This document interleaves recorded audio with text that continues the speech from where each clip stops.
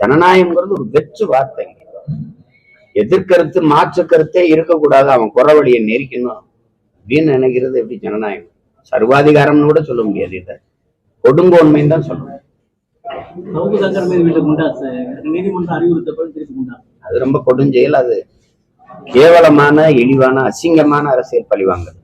சவுக்கு சங்கர் ஒரு கருத்தை சொன்னாரு, அந்த கருத்து ஏற்புடையதல்ல, அது தவறானது அப்படின்னு என்னைய 2 முறை வச்சுக்கேன், என்னை தேசிய பாதுகாப்பு வச்சு ஓராண்டு காலத்துக்கிட்ட நான் அதுக்குள்ள இருந்து 6 மாசம் நீதிபதிகள் என்ன சொல்லிவிட்டாங்க, இந்த வழக்கு அவர் மேல போடப்பட்டது தேவையற்றது, அவசியமற்றது, அது சட்டவிரோதம், அதாவது அவசியம் இல்லாம போடப்பட்டது. விமர்சிச்சு அது அரசை சாடிதான் வெளியிட்டாங்க. ஓராண்டு காலம் என்னுடைய வாழ்நாள் இழப்பு, என்னுடைய வருவாய் இழப்பு, நான் மக்களோட எனக்கு இருந்த தொடர்பு துண்டிப்பு, இதுக்கெல்லாம் அரசு என்ன தரும்? இந்த மாதிரி கொடுமை எப்படி நடக்குது? வச்சு இந்த இடத்துல இருந்து நம்ம அப்படியே சோர்ந்து வெளியேறணும்னு நினைப்பாங்க. அவரு வெளியேறது தம்பி சவுக்கு சங்கரோடது. என்னைய அப்படி நினைச்சாங்க, எனக்கு வெளியேற என்ன வரல, வெளியேறி இதே இடத்துல நிக்கிறேன். அது 2 இருக்குல்ல.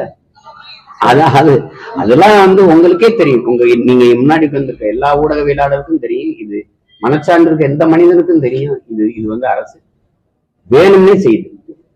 உங்களுக்கு எதிராக பேசுகிற எல்லாரையும் நீங்க முடக்குறீங்க, குண்டாசு போடுறீங்க.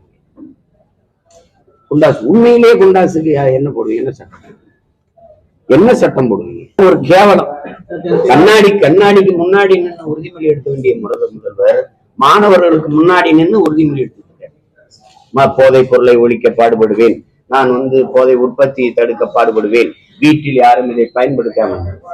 பேருந்துல ஒரு நம்ம பிள்ளையை சீருடையோட குடிச்சுக்கிட்டு போறதை நீங்க பாத்துக்கீங்க. என்னத்தை போய் சொல்றது?